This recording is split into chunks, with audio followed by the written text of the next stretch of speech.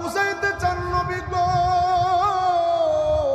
আমি আল্লাহই তো প্রথম, হুয়াল আউয়াল ওয়াল আখির ওয়াজ জাহির ওয়াল বাতিন। ও নবী, আমি আল্লাহ সবার আগে, আমার আগে আর কিচ্ছু নাই, আমি আল্লাহ সবার শেষ, আমার পরে আর কিচ্ছু নাই। আল্লাহ বুঝাইতে চান ও নবী গো, আমি আল্লাহ আপনাকে এতটাই ভালোবাসি, আমি যেমন আল্লাহ হিসেবে প্রথম, আপনাকেও বানাইলাম নবী হিসেবে প্রথম।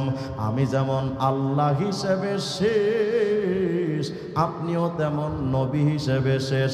আমার পরে যেমন উলুহিয়াত আল্লাহ যেমন আর কেউ নাই, আপনি মুহাম্মদের পরেও আর কোন নবী নাই। সুতরাং এই জামানায় কাদিয়ানির মতো বাটপার যদি দাবি করে নবী, আমরা বলি তুই নবী নও, তুই মিথ্যাবাদী। মির্জা কাদিয়ানি কি কয় জানে? এমন মানাম মাসিহে জামা। রুহানি খাজায় আমি ইন্ডিয়া থেকে এর কিতাব কিনে আনছি হালাল টাকা দিয়ে, 18,000 টাকা খরচ করে ইন্ডিয়া থেকে কিতাব কিনে আনছি, নাপাক কিতাব। মানাম মাসিহে জামা, আমি জামানার ঈসা নবী।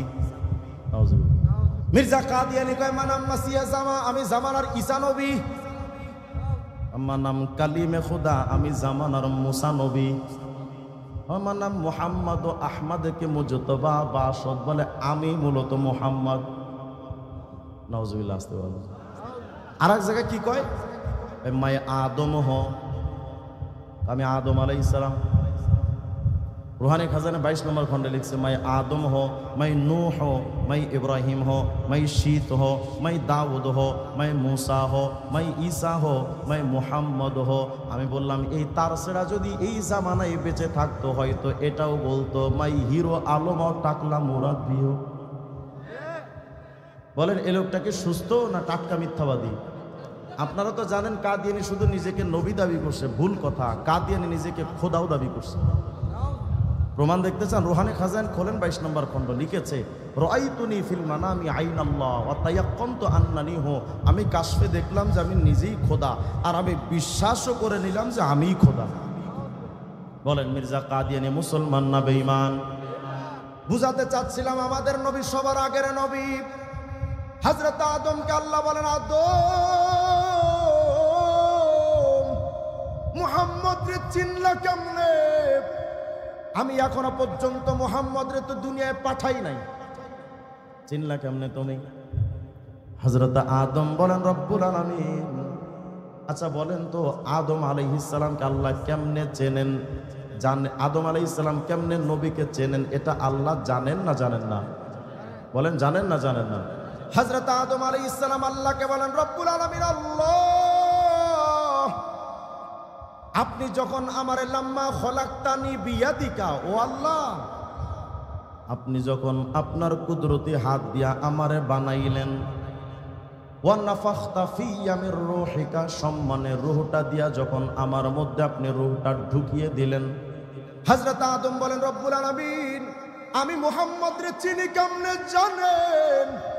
লাম্মা খলাকতানি বিয়াদিকা, ও রব যখন আপনি আপনার কুদরতি হাত দিয়া যখন আমারে বানালেন, ওয়া নাফাখতা ফিয়া মির রূহিকা, সম্মানের রূহটা যখন আমার মধ্যে ঢুকায়া দিলেন।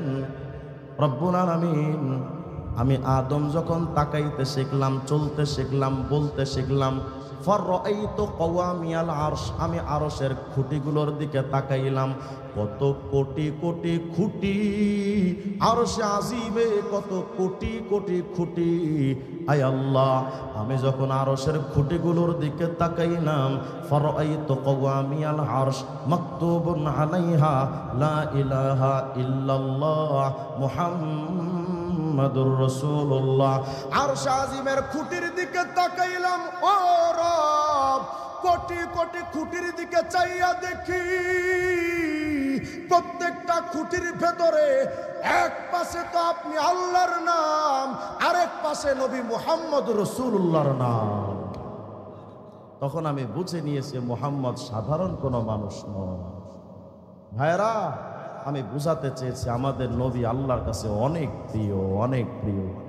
তোলা পুষ্করণী কেন্দ্রীয় জায় মসজিদ নুরানি হাফিজিয়া মাদ্রাসা কমপ্লেক্সের উদ্যোগে আয়োজিত 12তম বার্ষিক তাফসীরুল কোরআন মাহফিল 2025 এর মুআজ্জাজ সভাপতি হযরত মাওলানা ইকবাল হোসেন ইসলাহি হাফিজাহুল্লাহ, আজকের এই মহতী মাহফিলের সম্মানিত আলোচক,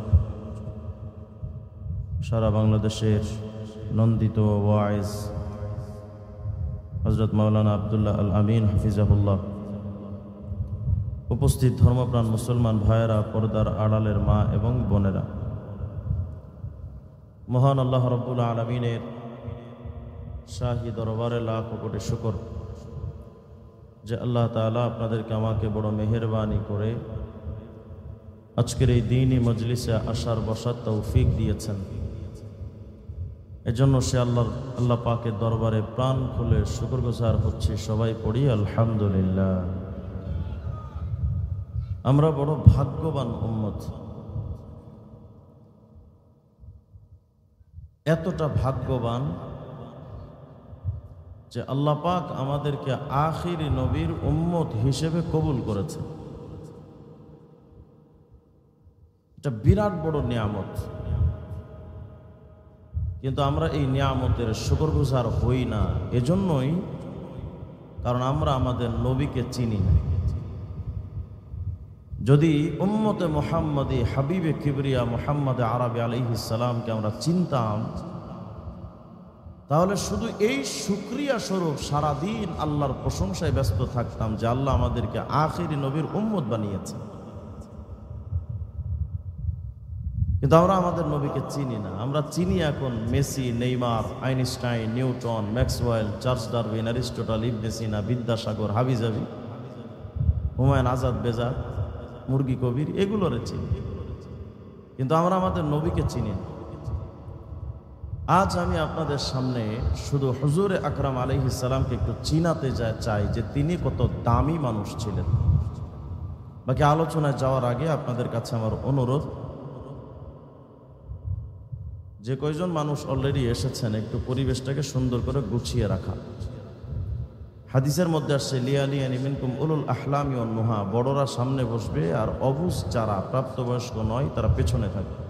এটা হলো সুন্নাহ। এই জন্য সবাই একটু কষ্ট করে একটু দাঁড়ান তো, সবাই দাঁড়ান, একটু সবাই দাঁড়ান। পেছনে ভাইয়েরা একটু দাঁড়ান, এই যে পেছনে যারা আছেন একটু দাঁড়ান কষ্ট করে। বাচ্চারা পিছনে যান, বাচ্চারা সামনের বাচ্চারা পিছনে যাবো, পিছনে গিয়ে বসুন। বড়রা সামনে আসেন, একেবারে পেছনে যারা আছেন একটু সামনে এসে কাছাকাছি পরিবেশটাকে সুন্দর করে বসেন। আসেন আসেন আসেন, মাশাআল্লাহ। মনিটরে সাউন্ড নাই, মনিটরে সাউন্ড আর রিভাব আর সাউন্ড মনিটর।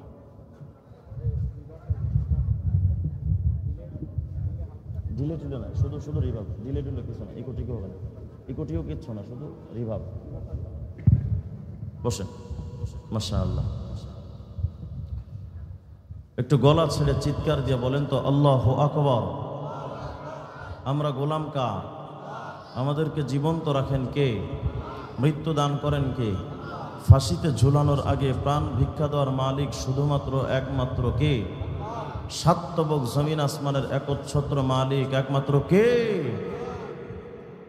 সে আল্লাহ পাক আমাদেরকে এত বড় নিয়ামত দিলেন, অথচ ইনসাফের সাথে যদি কথা বলতে হয় তাহলে এটাই বলা যুক্তিসঙ্গত যে আমরা যে আখিরি নবীর উম্মত হতে পেরেছি, ন্যায় বিচার এটা নয় যে আমাদেরকে আখিরি নবীর উম্মত বানানো হয়েছে। এটা আল্লাহর পক্ষ থেকে ন্যায় বিচার না, বরং এটা ইহসান, এটা আল্লাহর দয়া।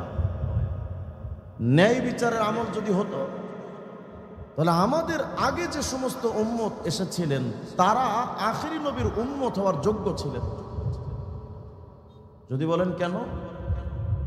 আগের যুগের নবীর উম্মতরা এত বেশি আমল করতেন যার ধারে কাছেও আপনি আমি নাই। কেমন আমল?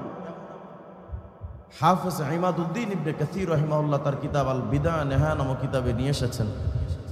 একদিন হুজুর আকরাম আলাইহিস সালাম বনি ইসরাইলের 4 জন মানুষের আমলের নমুনা সাহাবীদের সামনে পেশ করছিলেন যে সাহাবীরা, আগের যুগের 4 জন মানুষের আমলের বিস্তৃতি এবং পরিধিটা কেমন জানো? কেমন? হুজুর আকরাম বললেন আবাদুল্লাহ সামানিনা আম। এই 4 জন ব্যক্তি আগের যুগে 80 বৎসর পর্যন্ত, আরেক বর্ণনায় আসছে 1000 মাস টানা তারা আল্লাহর ইবাদত করেছে। লাম ইয়াসুল্লাহ তরফাত আইন। এই 4 বছর 80 বৎসর তথা 1000 মাসের ভেতরে তারা 1 সেকেন্ডের জন্য আল্লাহর নাফরমানি করেনি, শুধু ইবাদতই করেছে। আচ্ছা কল্পনা করেন তো, তাদের আমলের সামনে যদি আপনার আমার আমল পেশ করা হয়, আপনি আমি কোথায়? তারা আমল করতেন 1000 মাস টানা, আর আপনি আমি যদি বেঁচেও থাকি 60 বছর, মোটামুটি হুদা 55 বছর আকিস বিড়ি টানছে, ঠিক না? তাহলে তাদের তুলনায় তো আপনার আমার আমল নাই। এরপরও আল্লাহ পাক দয়া ইহসান করে আপনাকে আমাকে যে আখেরি নবীর উম্মত বানিয়েছেন, একটু প্রাণ খুলে বলেন তো আলহামদুলিল্লাহ। যেই নবীর জন্য আপনি আমি এতটা দাম পেলাম, আফসোসের সাথে আজ বলতে হয় সেই নবীকে আপনি আমি মানি না। যেই নবীর জন্য আপনার আমার এতটা শান, এতটা মান, এতটা মর্যাদা, এতটা সম্মান, যেই হুজুরের জন্য আমরা পেলাম, আফসোস আজকে সেই নবীকে আপনি আমি মানি না। আপনার আমার বডির দিকে তাকাইলে মাথায় তো নবীর মতো টুপি নাই, মুখে তো দাড়িও নবীজির মতো নাই, দাড়ির কাটিংটা হয় বিধর্মীদের মতো, আমরা চুল কাটি মেসিয়ান নেইমারের মতো, হুজুরে আকরামের মতো চুল কাটি না। আমাদের পোশাক পরিচ্ছদ হচ্ছে বলিউড ডালিউডের নায়ক নায়িকাদের মতো, হুজুরে আকরামের মতো আমাদের শরীরে পোশাকও আসলো না। আমাদের ব্যক্তি জীবনে ইসলাম মানলাম না, নবীকে মানলাম না। পারিবারিক জীবনে আমরা বিয়ে শাদী করি হিন্দুদের প্রথায়, নবীজি সুন্নাত তরিকে আমাদের বিয়ে শাদীও হয় না। আমাদের সমাজ চলে বিদেশিদের কালচারে, ওয়েস্টার্ন কালচারে আমাদের সমাজ চলছে, কিন্তু হুজুরে আকরামের ইসলামী কালচারে আমাদের সমাজ পরিচালিত হচ্ছে না। আমাদের রাষ্ট্র ব্যবস্থায় নবীজির ইসলাম দিয়ে আমাদের রাষ্ট্র পরিচালনা হচ্ছে না। আমাদের সংবিধান 90-92% মুসলমানের বাংলার জমিনের সংবিধানে জায়গা পেয়েছে বেঈমানদের বানানো গণতন্ত্র, সমাজতন্ত্র, জাতীয়তাবাদ, ধর্মনিরপেক্ষ মতবাদের মতো 4টা কুফরি তন্ত্র দিয়ে আমার সংবিধানকে সাজানো হয়েছে। কিন্তু আমার বাংলাদেশের সংবিধান 90% মুসলমান হওয়া সত্ত্বেও গণতন্ত্রকে ঝাঁটাপিটা করে, জাতীয়তাবাদকে ধূলিসাৎ করে আমার সংবিধানে যে ইসলামতন্ত্র জায়গা দিবে 53-54টা বৎসর পর্যন্ত, আজ পর্যন্ত কোনো নেতা এই ব্যাপারে কথা বলল না। আজ পর্যন্ত কেউ এটার সংশোধনের কথাও উচ্চারণ করল না। আমাদের রাষ্ট্রীয়ভাবে নবীর ইসলাম মানি না, সামাজিক জীবনে নবীর ইসলাম মানি না, ব্যক্তিগত জীবনে নবীর ইসলাম মানি না, অথচ আমরা তৃপ্তির ঢেকুর তুলে আমরা বড়াই করে বলি আমরা আখিরি নবীর উম্মত। আর আখিরি নবীর উম্মত তো সেই যে তার ব্যক্তি জীবনে নবী ছাড়া আর কোনো কালচার মানবে না, পারিবারিক জীবনে নবীর আদর্শ ছাড়া আর কারো আদর্শ মানবে না, রাষ্ট্রীয় জীবনে নবীর আদর্শ ছাড়া কারো আদর্শ মানবে না। এটা যদি হয় উম্মতে মুহাম্মদের পরিচয়, তাহলে আজ এ কথা আমি দ্ব্যর্থহীন কণ্ঠে বলতে পারি, যারা আজকে নিজেদেরকে উম্মতে মুহাম্মদি মুসলিম হওয়ার পরও যারা আজকে নিজেদেরকে দাবি করে আমি জিয়ার আদর্শের সৈনিক, আমি মুজিব সেনা, আর আমাদের কণ্ঠে তো আওয়াজ দরকার ছিল মুজিব আমাদের আদর্শ নয়, জিয়া আমাদের আদর্শ নয়, আমাদের আদর্শ একমাত্র মুহাম্মদ রাসূলুল্লাহ। এটা তো হওয়ার দরকার ছিল আমাদের। কিন্তু আফসোসের সাথে বলতে হয় আজ আমরা সে আদর্শের স্লোগানটা দেই না। এজন্যই কারণ আমরা নিজেদের দিকে যখন তাকাই, আমার বডির দিকে তো নবী নাই, আমার পরিবারেও তো নবী নাই, আমার সমাজেও তো নবী নাই, রাষ্ট্রীয় জীবনেও তো আমরা নবীকে মানি না, তো পরিচয়টা দিবও বা কেমনে? হুজুরে আকরামকে আমরা মানতে পারলাম না, চিনলাম না আমরা নবীকে। ইসলাম দিয়ে আমাদের জীবন পরিচালনার কথা ছিল। হায় আফসোসের সাথে বলতে হয় হিন্দুরা নিজেদের রামকৃষ্ণ, রামচন্দ্র, যুধিষ্ঠির, মৌন, বুদ্ধদেব তাদের আদর্শ ছাড়া চলে না। খাঁটি যারা বুদ্ধদেবের পোশাক ছাড়া তারা চলে না। হিন্দুরা তো নিজেদের কালচার ছাড়া, তাদের অবতারদের পোশাক ছাড়া তারা তো চলে না। ইহুদিরা তো তাদের পূর্বপুরুষদের পোশাক ছাড়া ইহুদিরা তো আমল করে না। খ্রিস্টানরা তো যিশু খ্রিস্টের মতো পোশাক পরেই বলে দাবি করে। সবাই তো নিজেদের মতো পোশাক পরে। আওয়ামী লীগ যারা করে তারাও নিজেদের শরীরের মতো মুজিব কোট লাগায়। কিন্তু আফসোসের সাথে বলছি সবাই তো নিজেদের অতীতের আদর্শকে মেনে চলে। শুধুমাত্র খুঁজে দেখলাম একমাত্র উম্মতে মুহাম্মদী নবীর পোশাক আশাক কালচার মানে না। এটাই হয়েছে আমাদের সমাজের বাস্তবতা, যে কারণে ব্যক্তি জীবনেও শান্তি নাই, পারিবারিক জীবনেও শান্তি নাই। আল্লাহ বলেছিলেন শোনো এই উম্মতে মুহাম্মদী, নিজেদেরকে তো আমরা দাবি করে বসেছি আমরা পাক্কা মুসলমান, 5 ওয়াক্ত নামাজ পড়ি, হুজুর এই মাথায় টুপিও কিছু মাঝে মধ্যে দেই, শরীরের মধ্যে পোশাকও একটু পরি, তো হুজুর আমরা তো মুসলমান হয়ে গেছি। কিন্তু এই মুসলমান হওয়ার কথা তো আল্লাহ বলেননি। আল্লাহ তো আমাদেরকে বলেছিলেন উদখুলু ফিস সিলমি কাফা, এই উম্মতে মুহাম্মদী ইসলামে ঢোকো, পরিপূর্ণভাবে ইসলামের মধ্যে প্রবেশ করো। কিন্তু আজও পর্যন্ত আমরা পরিপূর্ণ ইসলামের মধ্যে প্রবেশ করতে পারি না। আমাদের মুসলমানদের ব্যবসায়ীরা তাদের ব্যবসা বাণিজ্যের মধ্যে ধোঁকাবাজি করে, ওজনে কম দেয়, ভেজাল দেয়, কিন্তু একজন হিন্দু তার দোকানে ওজনের মধ্যে কমতি করে না, একজন হিন্দু তার ব্যবসার মধ্যে কোনো ভেজাল ঢুকায় না। আফসোসের সাথে বলতে হয় মুসলমান তাদের ব্যবসা বাণিজ্যের মধ্যে ভেজাল ঢুকাচ্ছে, মুসলমান মানুষের সাথে প্রতারণা করছে। গভীর রাত্রে মুসলমানরা ডাকাতি করে, গভীর রাত্রে মুসলমান একজন আরেকজনের উপরে হামলা করে। এই হলো আমরা মুসলমান, আমাদের পরিচয়। ব্যক্তি জীবনে নবীর ইসলাম মানলাম না, পারিবারিক জীবনে নবীর ইসলাম মানি না, যৌতুক ছাড়া আমাদের বিয়ে শাদী হয় না, আতশবাজি ছাড়া, বিদেশিদের কালচার ছাড়া আমাদের বিয়ে শাদী হয় না। আমরা দাবি করছি আমরা উম্মতে মুহাম্মদী, আমরা পাক্কা মুসলমান। আমরা ব্যক্তি জীবনে আমাদের আদালত দিয়ে, রাষ্ট্রীয়ভাবে আদালতটা নবীর আইন অনুযায়ী চলে না, অথচ প্রত্যেকজন বিচারক দাবি করছে সে নাকি মুসলমান। আরে মুসলমান বিচারক তো সেই হবে যে মানব রচিত আইন দিয়া বিচার করবে না। বিচারক তো সত্যিকারের মুসলমান বিচারক তো সেই হবে নবীর আইন ছাড়া, ইসলামের আইন ছাড়া যেই বিচারক বিচার করে সে আর যাই কিছু হোক না কেন উম্মতে মুহাম্মদী বা মুসলিম হওয়ার দাবি করতে পারে না। কিন্তু আমরা তো সেগুলোই করে যাচ্ছি। আমাদের পরতে পরতে ইসলাম বিরোধী কথা। আল্লাহ বলেছিলেন শোনো উম্মতে মুহাম্মদী উদখুলু ফিস সিলমি কাফা, ইসলামের মধ্যে পরিপূর্ণভাবে প্রবেশ করো। আপনারা যারা এখানে আছেন, আমরা যারা স্টেজে আসি, আমি একজন মানুষ দেখতে চাই যিনি এ কথার দাবি করতে পারেন যে আমি বাংলাদেশের 54 বৎসরে একটা দিনের জন্য ইসলাম 100% মানতে পেরেছি। একজন মুসলমান হাত তোলেন তো যে পরিপূর্ণ ইসলাম গ্রহণ করেছেন, একজন মানুষ হাত তোলেন তো দেখি। নাই। 53 বৎসরে কেউ ছিল না, 54 বৎসরে কেউ ছিল না, কোনো অলিও ছিল না, গাউস কুতুবও ছিল না, আলেমও ছিল না, মুফতিও ছিল না, মুহাদ্দিসও ছিল না, পীরও ছিল না। আজ পর্যন্ত বাংলাদেশে 100% ইসলাম পালন করে কেউ কবরে যেতে পারে নাই। কেন? আরে এটা আমি বুঝাতে চাচ্ছি, এজন্যই এটা একটু মনোযোগ দিয়া বুঝেন। আমি এ কথা বুঝাতে চাচ্ছি 100% ইসলাম আজ আমরা পালন করতে পারছি না এ কারণেই। হ্যাঁ, হয়তো আংশিক ইসলাম আমরা পালন করে মাথায় টুপি দিচ্ছি, আংশিক ইসলাম পালন করে গায়ে পাঞ্জাবি লাগাচ্ছি, আংশিক ইসলাম পালন করে হয়তো পারিবারিক জীবনে ইসলাম ফলো করে চলছি, কিন্তু এটার মধ্যেই তো ইসলাম সীমাবদ্ধ নয়। মাথায় টুপি দেওয়া যেমন ইসলাম, দাড়ি রাখা যেমন ইসলাম, পাঞ্জাবি গায়ে দেওয়া যেমন ইসলাম, এটা যেমন ইসলাম। চোর চুরি করলে রাষ্ট্রীয়ভাবে তার হাত কাটতে হবে, ওটাও যে একটা ইসলাম। ডাকাত ডাকাতি করলে রাষ্ট্রীয়ভাবে তার শাস্তির ব্যবস্থা ইসলাম অনুযায়ী আছে, ওটাও যে একটা ইসলাম। জেনাকার জেনা করলে, ধর্ষক ধর্ষণ করলে, আমাদের মাগুরার আসিয়া ধর্ষণ হয়ে ধর্ষিতা হয়ে কবরে চলে গেছে। আমাদের আদালতের অবস্থাটা হলো এমন, আসিয়ার ধর্ষকরা আজও পর্যন্ত জীবন্ত আছে, অথচ ধর্ষিতা আসিয়া মাটির সাথে মিশে গেছে। তার রক্ত মাংস পর্যন্ত এখন আর মাটিতে খুঁজলে হয়তো পাওয়া যাবে না, অথচ আজও পর্যন্ত তার ধর্ষকরা দুনিয়ার মধ্যে তারা বেঁচে আছে। ইসলাম যদি সত্যিকার অর্থে প্রতিষ্ঠিত থাকতো তাহলে বিচার আদালতটা টেবিলের নিচ দিয়া চিরকুটের মাধ্যমে পরিবর্তন হতো না। আসিয়া কবরে যাওয়ার আগে ধর্ষকরা দাফন হয়ে যেত। এটা হতো ইসলামী শাসন ব্যবস্থা তৈরি হলে। 100% ইসলাম আজও আমরা পালন করতে পারছি না।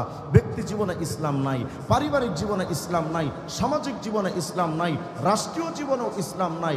অথচ আমরা যখন মরি আমাদেরকে কবরে রাখার সময় বলে বিসমিল্লাহি ওয়া আলা মিল্লাতি রাসূলিল্লাহ, এর রসুলের ধর্মের অনুসরণে তারা কবরে রেখে যাচ্ছি।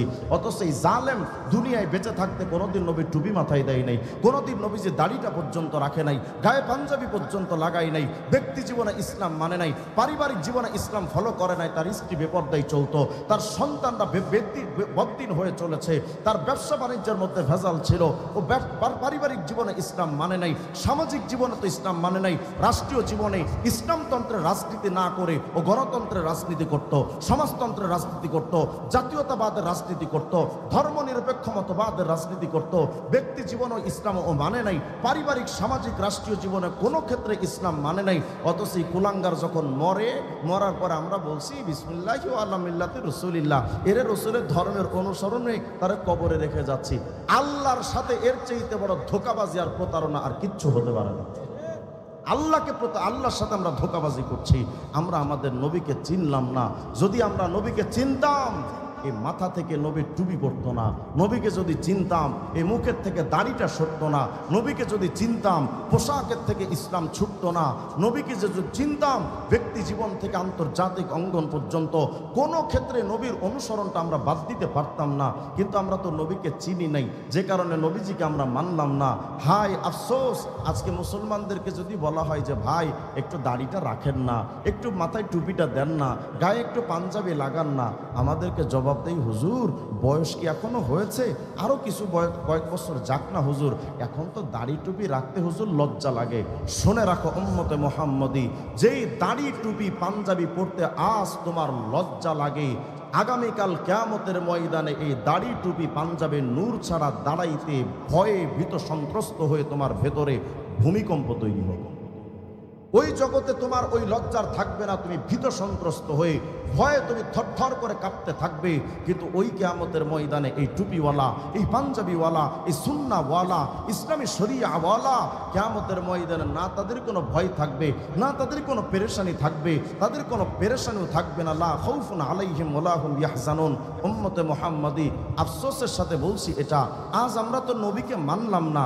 আমাদের যুবকদেরকে যদি প্রশ্ন করি কাকে মানো, বুয়েটের ছাত্ররা বলে Einstein, Newton, Maxwell, Charles Darwin, Aristotle, Ibn Sina, তাদেরকে মানি। কথা সাহিত্যিক বা সাহিত্য চর্চা যারা করে তাদেরকে জিজ্ঞান কাকে মানো, বলে হুমায়ুন আহমেদকে মানি, হুমায়ুন আজাদকে মানি, শাহবাগের অমুক তমুকরে আমরা মানি। আবার যারা বাংলাদেশে রাজনীতি যারা করেন তাদেরকে জিজ্ঞান কাকে মানো, বলে আমরা লেনিনকে মানি, কার্ল মার্কসকে মানি, মাও সেতুংকে মানি, জিয়া এরশাদ আর মুজিবকে মানি। কিন্তু আমাদের সর্বক্ষেত্রে তো হওয়ার দরকার ছিল ইসলাম ছাড়া আমরা কিচ্ছু মানি না। আজকে মুসলমানরা হীনমন্যতায় ভোগে যে ইসলাম দিয়ে কি রাষ্ট্র ব্যবস্থা হুজুর চলে? আরে পৃথিবীতে একমাত্র ইসলাম ছাড়া আর কোনো ধর্ম তো পরিপূর্ণ নয়। আমরা যারা এখানে আছি, আমি আপনাদের কাছে একটা জবাব চাই। এই কোরআন শরীফ যারা পড়েছেন আপনারা একটু জবাব দেন তো, ইসলাম ধর্মের মধ্যে অপূর্ণতা বলতে কোনো কিছু আছে? কথা হয় না। ইসলাম পরিপূর্ণ ধর্ম না অপরিপূর্ণ? অপরিপূর্ণ যদি না হয়, পরিপূর্ণ ধর্ম যদি হয়, তাহলে ইসলাম ধর্মে তো সমাজনীতিও আছে, ইসলামের মধ্যে তো অর্থনীতিও আছে, ইসলামের মধ্যে তো রাজনীতিও আছে, ইসলামের মধ্যে তো আদালতের সমস্ত নিয়ম কানুন আছে, ইসলামের মধ্যে তো সংসদ ভবন কেমনে চালাতে হয়, বঙ্গভবন কেমনে চালাতে হয়, সব কিছুই তো ইসলামের মধ্যে আছে। কিন্তু আফসোসের সাথে বলতে হয়, আজ আমরা ইসলামকে রাষ্ট্রীয়ভাবে চিন্তাও করি না। আমরা ইসলামকে সীমাবদ্ধ করেছে শুধু মাদ্রাসায়, মসজিদে, খানকা শরীফ আর মাহফিল আর মিলাদে, এখানে ইসলামকে সীমাবদ্ধ করছি। কিন্তু এই চেতনা আমাদের জাগ্রত হয় না যে এই ইসলাম দিয়া যেমন পরিবার চলতে পারে, এই ইসলাম দিয়ে তেমন আদালত চলতে পারে, এই কোরআন দিয়া যেমন ব্যক্তি জীবন চলতে পারে, এই কোরআন দিয়া তো রাষ্ট্রপতি মোহাম্মদ রসুল্লাহ রাষ্ট্র পরিচালনা করেছেন, এই কোরআন দিয়ে তো ওমর ফারুক রাষ্ট্র পরিচালনা করেছেন। এই কথা যখন আমরা বলি, রাজনৈতিক ব্যক্তিত্বরা আমাদেরকে বলে হুজুর এই মোল্লারা আর কি পারে, মোল্লাদের দ্বারা সমাজের রাষ্ট্রের কি উন্নয়ন হবে, এই মোল্লারা কিচ্ছু পারে না, মোল্লাদের দ্বারা কি হয়। তা আমি জানতে চাই মোল্লাদের দ্বারা কি হয়, এই প্রশ্ন করার আগে আমারে জবাব দিয়ে গত 54টা বছর তোদের দ্বারা কি ঘোড়ার ডিম হয়েছে আমাদেরকে দেখা। তোমরাও তো কিছু করতে পারো নাই। তবে যারা একথা বলতে চায় মোল্লাদের দ্বারা কি হবে, তাদেরকে ইতিহাসের দিকে তাকাতে বলি, তাকিয়ে দেখো 1400 বছর আগে জাহিলিয়াতের আধার কেটে সোনালী একটা সমাজ উপহার দিয়েছিল আবু বকর সিদ্দিকের মতো মোল্লারা, ওমর ফারুকের মতো মোল্লারা, উসমান আলীর মতো মোল্লারা সোনালী একটা সমাজ উপহার দিয়েছিল। ওই সমাজ ব্যবস্থা শুধু আরবেই সীমাবদ্ধ ছিল না, ওই ইসলাম পৃথিবীর যেই প্রান্তে, যেই মেরুতে প্রতিষ্ঠিত হয়েছিল সেখানেই শান্তি প্রতিষ্ঠিত হয়েছিল। এটা শুধু ইতিহাসের পাতায় সীমাবদ্ধ নয়। যারা আজকে বলো মোল্লাদের দ্বারা কি হবে, তো তাকা দেখ, তোর বাপ মোল্লাগুলোর দিকে তাকা। আফগানিস্তানের তালেবানদের মাধ্যমে এমন একটা সমাজ প্রতিষ্ঠিত হয়েছে, মোল্লারা অর্থনৈতিক ব্যবস্থা তুঙ্গে নিয়ে গেছে, সমাজে অপরাধ নাই, জেনা নাই, দুর্নীতি নাই। সুতরাং একথা সুস্পষ্ট বলা যায়, মোল্লা ছাড়া এই বাংলাদেশ কোনোদিন সংশোধন করা সম্ভব হবে না। কিন্তু আমরা তো এটা বিশ্বাস করি না। আমাদেরকে মনে হয় হুজুর এই মোল্লাদের কাজ তো শুধু মিলাদ মাহফিল করা আর শুধু মানুষের বাড়ি বাড়ি দাওয়াত খাওয়া। সত্যিকার মোল্লা তো চিনো না। মোল্লারা যেমন পরিবার সুন্দর করে চালায়, মোল্লাদের প্রতিষ্ঠানগুলো সুন্দর করে চলে, এর ছোট্ট একটা উদাহরণ নন। বড় বড় বুদ্ধিজীবীরা তো বিশ্ববিদ্যালয় চালায়, তাদের ছাত্ররা তাদের উস্তাদের গলায় জুতার মালা দেয়, কিন্তু মোল্লাদের মাদ্রাসার দিকে তাকাও, হাজার হাজার ছাত্রগুলো পড়ে, প্রত্যেকটা ছাত্র তাদের শিক্ষকের জুতাটা বুকের মধ্যে নিয়ে ধারণ করে আদব, তাদের মধ্যে এই আদর্শটা রয়েছে। কোনো ছাত্র উস্তাদের সাথে বেয়াদবি করে না, কোনো ছাত্র মাদকের সাথে জড়ায় না, কোনো ছাত্র জুয়ার সাথে চলে না। সুতরাং আমি বুঝাতে চাচ্ছি, আলোকিত একটা সমাজ গঠনের জন্য একমাত্র মোল্লার সমাজ দরকার। মোল্লার সমাজ ছাড়া হবে না। হয়তো অনেকে বলতে পারেন যে হুজুর আপনি রাজনৈতিক ওয়াজ করার জন্য কি এসেছেন?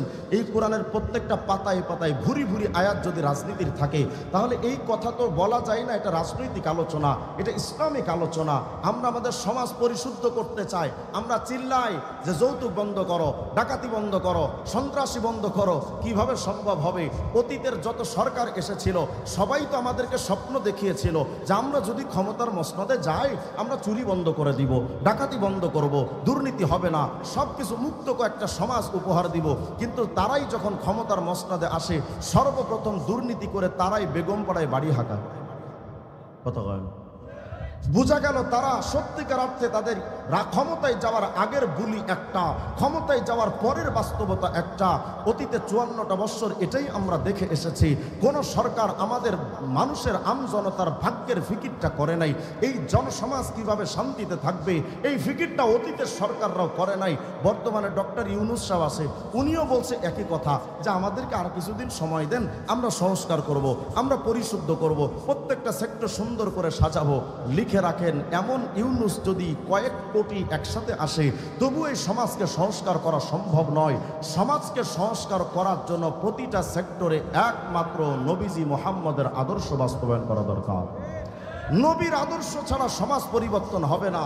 53-54টা বৎসর ধরে তো আপনারা নেতার পরিবর্তন করেছেন। আমাদের অতীত ইতিহাস এমন, এক সরকার এসেছে তো দুদিন পরে আমরা যখন দেখি যে না উনিও দুর্নীতি করে, তো এবার আমরা আন্দোলন শুরু করি, ওই সরকারকে নামাই, আবার আরেকটা সরকারকে আনি। আমরা মনে মনে ভাবি এই সামনে যে সরকার আসবে উনি মনে হয় রাষ্ট্রকে সুন্দর করে চালাবে। আসার পরে দেখলাম তারাও ধর্ষণে সেঞ্চুরি করে, তারাও লক্ষ কোটি কোটি টাকা বিদেশে পাচার করে, তাদের মাধ্যমেও তো দেখছি সমাজ পরিবর্তন হচ্ছে না। তখন আবার আন্দোলন করি, করে ওই সরকারকেও নামায়। এভাবে করে শুধু একটার পর একটা নেতার পরিবর্তন করেছি, সমাজ পরিবর্তন হয় নাই। আর সমাজকে পরিবর্তনের জন্য নেতার পরিবর্তন দিয়ে হবে না। চরমনার মরহুম পীর সাহেব একটা কথা বলতেন, নেতার পরিবর্তন নয় নীতির পরিবর্তন দরকার। কোরআনের নীতি ছাড়া সমাজে শান্তি প্রতিষ্ঠিত হবে না। আপনারা যারা ভাবেন গণতন্ত্র আমাদের শান্তি দিতে পারবে, সমাজতন্ত্র আমাদের শান্তি দিতে পারে, জাস্ট একটা এক্সাম্পল আমাকে পেশ করেন, একটা উদাহরণ দেখান যে পৃথিবীর কোনো কোনাকাঞ্চিতে গণতন্ত্র দিয়ে শান্তি প্রতিষ্ঠা হয়েছে, সমাজতন্ত্র দিয়ে শান্তি প্রতিষ্ঠা হয়েছে, সাম্যবাদ, পুঁজিবাদ, জাতীয়তাবাদ, বস্তুবাদ, ধর্মনিরপেক্ষ মতবাদ দিয়ে পৃথিবীর কোনো কোনাকাঞ্চিতে শান্তি প্রতিষ্ঠিত হয়েছে আজ পর্যন্ত আমরা দেখতে পাই নাই। কিন্তু পত্রিকার রিপোর্টগুলো দেখেন, যেই অঞ্চলে ইসলামের সামান্যতম আইন আছে সবচেয়ে ধর্ষণে অংশগ্রহণ তারা কম করেছে। এটা তো পত্রিকার রিপোর্ট বলে। তাহলে বুঝাতে চাচ্ছি দুর্নীতি মুক্ত সমাজ, অন্যায় মুক্ত সমাজ, চুরি ডাকাতি মুক্ত সমাজ গঠনের জন্য একমাত্র কোরআনী শাসন দরকার। কিন্তু আমরা তো কোরআনী শাসন মানি না। আমরা যখন এগুলো যখন বলি, বাংলাদেশের কিছু কিছু বুদ্ধিজীবীরা আমাদেরকে বলে যে দেখেছেন এই হুজুররা দেশকে 1400 বছর আগে পিছিয়ে নিতে চায়, এ মোল্লারা দেশকে পিছিয়ে নিতে চায়। আমরা চাই দেশকে উন্নত লন্ডন বানাবো, আমরা দেশকে মোল্লারা শুধু দেশকে পিছিয়ে নিতে চায়। কেন কয় ইসলাম এসেছে 1400 বছর আগে, সেই আগের ইসলাম দিয়া যদি রাষ্ট্র চলে দেশটা পিছিয়ে যাবে না। অথচ জাহেলে মোরাক্কাবরা জানেই না যে ইসলাম এসেছে 15 বছর 1400 বছর আগে। আর তারা যে গণতন্ত্রের চর্চা করে ওই গণতন্ত্রের জন্ম হয়েছে 2000 বছর আগে গ্রিসের অ্যাথেন্সে। যদি 1500 বছর আগে ইসলাম দেশকে ফিরিয়ে নিলে দেশ যদি পিছিয়ে যায় তো গণতন্ত্র দিয়ে দেশ তো আরো 500 বছর পিছিয়ে গেল। এই জাহেলদের এতটুকু জ্ঞান নাই, তারা চর্চা করে লেলিন, কালমাস, মাউশেতুং। এই উম্মতে মুহাম্মদী যারা ফজরের নামাজ পড়ে হাতে তসবিহ নিয়ে এমন মানুষের পক্ষে ভোট দিলেন যারা গণতন্ত্রের চর্চা করে, সমাজতন্ত্রের চর্চা করে, বাংলাদেশ গণপ্রজাতন্ত্রী সরকার, সরকারি অফিসে লেখা থাকে, অফিস আদালতে লেখা থাকে গণপ্রজাতন্ত্রী সরকার, অথচ এই উম্মতে মুহাম্মাদি জানে না, হ্যাঁ সে নামাজি, সে রোজাদার, অনেক বড় হাজি কাজী, কিন্তু এই মুসলমান জানে না গণপ্রজাতন্ত্রী সরকার এই শব্দটাও কুফরি শব্দ, এই বাক্যটাও কুফরি বাক্য। এই বাক্যের উপরে যদি কেউ বিশ্বাস স্থাপন করে তার ঈমান থাকে না। এই বিশ্বাস নিয়ে যদি কবরে যায় তার জন্য জান্নাত চিরস্থায়ী হারাম হয়ে যায়। কারণ হলো পৃথিবীটা কার? আসতে বলেন যে আপনারা আরো জোরে বলেন, পৃথিবীটা কার? আল্লাহ বলেছেন লিমানিল মুলকুল ইয়াউম, আইন চলবে কার? লিল্লাহিল ওয়াহিদুল কাহার। এটা শুধু আখিরাতেই হবে এমনটা নয়, একমাত্র ইনিল হুকমু ইল্লা লিল্লাহ, আল্লাহর আইন ছাড়া আর কোনো আইন চলবে না। অথচ গণপ্রজাতন্ত্রী বাংলাদেশ সরকার অর্থটাই হলো যে এই বাংলাদেশের মানুষ যেই আইন করবে সেই আইন দিয়ে এই সরকার পরিচালিত হবে। আল্লাহ বলছেন আমার আইন ছাড়া রাষ্ট্র চলে না, আর গণপ্রজাতন্ত্রী সরকার এই বাক্যটা বলছে মানুষের আইন দিয়ে রাষ্ট্র চলবে। সুতরাং আমি এটা বোঝাতে চাচ্ছি, তোমার গণতন্ত্রের শব্দ অর্থ এইটা, সমাজতন্ত্রের অর্থ এইটা, জাতীয়তাবাদের অর্থ এইটাই, জনগণ যে আইন দিবে সেই আইন দিয়া রাষ্ট্র চলবে। আরে জনগণের আইন দিয়া আল্লাহর দুনিয়াকে চালানো যায় না, আল্লাহর দুনিয়াকে চালানোর জন্য আল্লাহর আইন দরকার। কিন্তু আমরা তো এটা বিশ্বাস করি না, আমরা মনে করি এদের দ্বারা শান্তি আসবে। আর এরা তো অনেক বড় বড় নেতা, এরা আমাদেরকে বলে হুজুর আপনি জানেন আমি জিয়ারে মানি, এরশাদকে মানি, তারা কত বড় নেতা ছিলেন। আরে বেটা, তোমার জিয়া, এরশাদ, মুজিব, লেনিন, কার্ল মার্কস, মাও জেদুং, আব্রাহাম লিঙ্কন, পুরা দুনিয়ার সমস্ত নেতাদেরকে যদি এক পাল্লাই রাখো, আমার নবীজির পায়ের বাম পায়ের জুতার ধুলার সমপরিমাণ হবে না। তুমি যে জিয়া আর মুজিবের গর্ব করো কেন? 56,000 বর্গ মাইলকে স্বাধীন করেছে বলে, এজন্য তুমি তাদের অনুসরণ করছো। আরে 56,000 বর্গ মাইলকে স্বাধীন করার জন্য চেষ্টা করেছে জিয়া আর মুজিব, আর পুরা বিশ্বকে স্বাধীন করার জন্য চেষ্টা করেছেন মুহাম্মদ রাসূলুল্লাহ। সুতরাং 56,000 বর্গ মাইলের স্বাধীনতার স্থপতিকে যদি মানা যায়, সর্বপ্রথম বিশ্বের স্বাধীনতার স্থপতি মুহাম্মদ রাসূলুল্লাহকে মানা দরকার। চিনো না নবীকে, নেতা মানতেছো অমুক তমুককে, তো চলো তুমি আমি যদি নবীকে নেতা না মানি আমার নবীর কিচ্ছু আসে যাবে না। চলেন কয়েকটা রেওয়ায়াত আপনাদেরকে শোনাই। আর সিরাজুল মুনির নামক একটা কিতাব আছে, খুলেন খণ্ড 3 পৃষ্ঠা 15 মধ্যে তালাশ করে দেখেন। আমি নবীকে চিনাতে চাচ্ছি, নবী কত দামি নেতা ছিলেন। আল্লাহ রসুল যখন মেরাজে যাবেন, নবীজির সাথে ছিলেন হযরত জিবরিল আমিন আলাইহিস সালাম। যখন মসজিদে হারাম থেকে মসজিদে আকসা যখন হাজির হলেন, নবী মসজিদে আকসায় যখন আসলেন, তো নবীজির সাথে জিবরিল আমিন তাকায় দেখলেন, আরে মুহাম্মদ তো সারে কায়নাতকে নেতা, তিনি তো পুরা বিশ্ব ব্যবস্থা, পুরা সৃষ্টি জগতের নেতা। মুহাম্মদ তো শুধু বাংলাদেশিদের নেতা নয়, মুহাম্মদ তো শুধু আরব আর ভারতের নেতা নয়, মুহাম্মদ তো পুরা বিশ্বের নেতা। তো এত বড় নেতা আসছেন মসজিদে আকসায়, কিন্তু তাকে স্বাগতম জানাবে এমন কোনো লোক এখানে হাজির নাই। অথচ আমাদের এই এলাকায় যদি কোনো একজন নেতা আসে, বলেন তো ওই নেতাকে ফুলেল শুভেচ্ছা দিতে এলাকার গুরুত্বপূর্ণ ব্যক্তিরা হাজির হয় না? ফুল টুল নিয়ে দেয় যে নেতা আসছে, বড় নেতা। তো এত বড় নেতা আসছেন, যেই নেতা তো আরশেরও নেতা, যেই নেতা তো জান্নাতের নেতা, যেই নেতা তো জাহান্নামেরও নেতা, যেই নেতা তো হাসরের ময়দানের নেতা, আরশ কুরসি লৌহ কলম জান্নাত জাহান্নাম সব কিছুর নেতা, এত বড় একজন নেতা মুহাম্মদ রাসূলুল্লাহ এসেছেন, কিন্তু এই নবীকে স্বাগতম দিতে হবে। মসজিদে আকসায় কোনো লোকজন নাই। জিবরিল আমিন দেখে ভাবলেন যে না, এটা হয় না, মুহাম্মদকে স্বাগতম জানানো দরকার। কিন্তু স্বাগতম দিবে কে? হযরত জিবরিল তখন ডাক দিলেন, ফাআযানা জিবরাইল আল মালায়েকা, জিবরিল আমিন ফেরেশতাদেরকে ডাক দিলেন। ওয়া নাযালাত মিনাস সামা, আসমান থেকে ফেরেশতারা কাতারে কাতারে মসজিদে আকসায় হাজির হয়ে গেল। ওয়া হাসারা লাহু জামিআল মুরসালিন ওয়াল আম্বিয়া, সমস্ত নবীগণ আসলেন, রাসূলগণ আসলেন। পুরা মসজিদে আকসা লোকে লোকারণ্য হয়ে গেছে। কিন্তু আজকে মসজিদে আকসা মেরাজের রাত্রে এসেছেন কারা? নবীরা, রাসূলরা, ফেরেশতারা। আচ্ছা কল্পনা করেন তো, যেই মসজিদে আকসাই এসেছেন নবী রাসূল ফেরেশতারা, ওই মসজিদে আকসার আজকের এই মেরাজের রাত্রের অবস্থাটা কত চমৎকার। নবীদের চেহারা থেকে নূর চমকায়, ফেরেশতাদের চেহারা থেকে নূর চমকায়। কি এক চমৎকার দৃশ্য কায়েম হয়েছে মসজিদে আকসাই। ফাআরাফান নবী নবীন, আপনার আমার নবী তাকালেন, তাকিয়ে নবীদেরকে চিনতে পারলেন। ওই যে বাবা আদমকে দেখা যায়, ওই যে বাবা নূহকে দেখা যায়, ওই যে হযরত ইব্রাহিমকে দেখা যায়, ওই যে মূসা, ওই যে ঈসা, ওই যে দাউদ, ওই যে ইসমাইল, ওই যে শীস, সমস্ত নবীরা মসজিদে আকসায় হাজির। আল্লাহ রসুল সবাইকে তাকিয়ে দেখলেন। ফামিনহুম ফাআরাফান নবী আন নবীন, সমস্ত নবীদেরকে তাকিয়ে দেখলেন কেউ রাকা, কেউ রুকু করছেন, কেউ দাঁড়িয়ে নামাজ পড়ছেন, কেউ সিজদায় আছেন। ইতিমধ্যে রসুল তাদের দিকে তাকাচ্ছেন। ফাআযানা মুআদ্দিন, একজন আজান দিয়ে ফেলেছে। বা উকিমাতিস সালাহ, ইকামত হয়ে গেছে।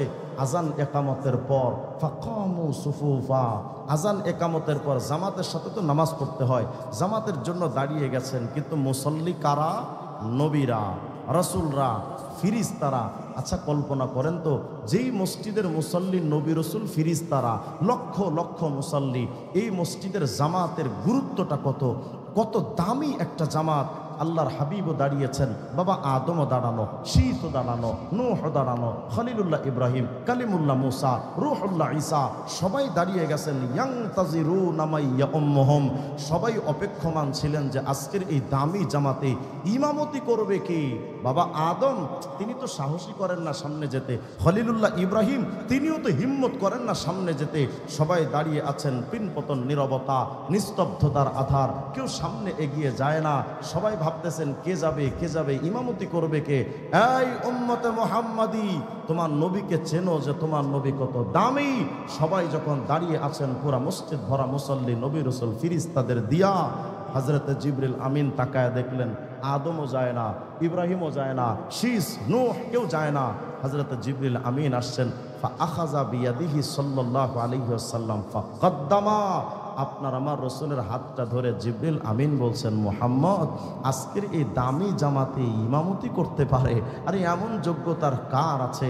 মুহাম্মদ তুমি সামনে এগিয়ে যাও, নবী রসুল ফিরিস্তাদের ইমাম হয়ে যাও।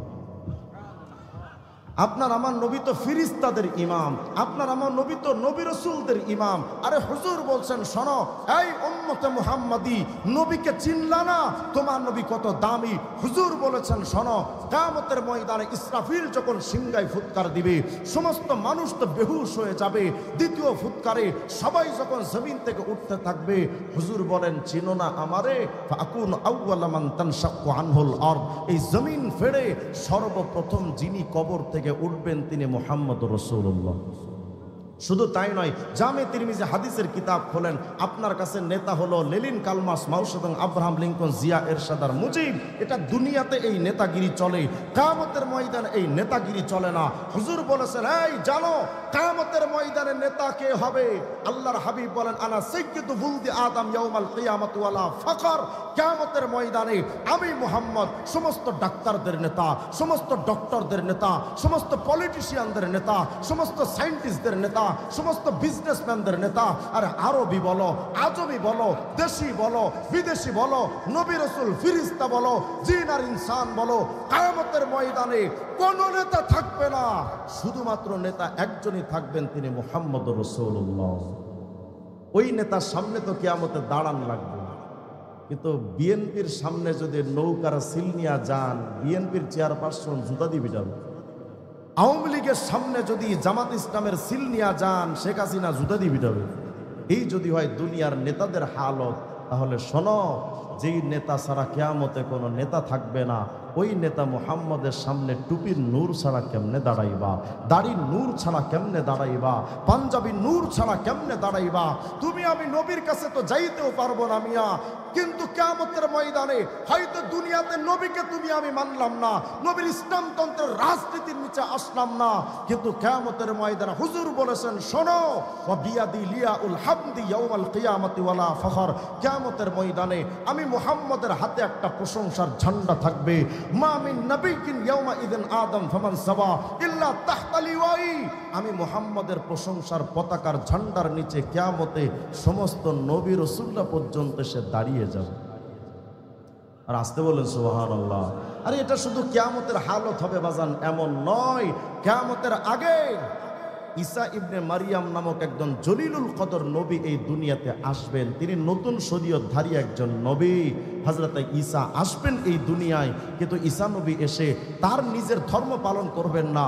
ঈসা নবী নিজেও আমার নবীর অনুসরণে টুপি পরবেন, আমার নবীর অনুসরণে দাড়ি রাখবেন, আমার নবীর অনুসরণে পোশাক পরবেন।